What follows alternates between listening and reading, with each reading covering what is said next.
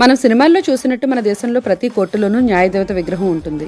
న్యాయదేవత కళ్లకు నల్లటి వస్త్రం కట్టి, కుడి చేతిలో ఒక త్రాసు, ఎడమ చేతిలో కత్తి కనిపిస్తుంటుంది. న్యాయదేవతకు కళ్ళుండవని, చెవులు వినిపించవని అంటారు. దీనికి అర్థం చట్టం ముందు డబ్బు, అధికారం బట్టి తీర్పు ఉండదని, న్యాయదేవత ముందు అందరూ సమానమే అని తెలియజేయడానికి. నిజానికి మనం కోర్టులో చూసే న్యాయదేవత జస్టియా అనే గ్రీకు దేవత. జస్టిస్ అనే పదం నుండి జస్టియా అనే పేరొచ్చింది. 17వ శతాబ్దంలో ఒక బ్రిటిష్ కోర్టు అధికారి ఈ విగ్రహాన్ని ఫస్ట్ టైం మన దేశానికి తీసుకొచ్చారు. 18వ శతాబ్దంలో ఈ విగ్రహాన్ని న్యాయదేవతగా కోర్టులో ఉంచారు.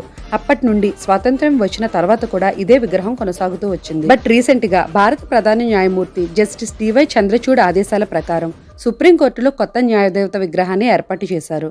అయితే పాత విగ్రహానికి కొత్తదానికి మధ్య కొన్ని తేడాలున్నాయి. కొత్తగా ఏర్పాటు చేసిన విగ్రహానికి కళ్లకు గంతలు తీసేశారు.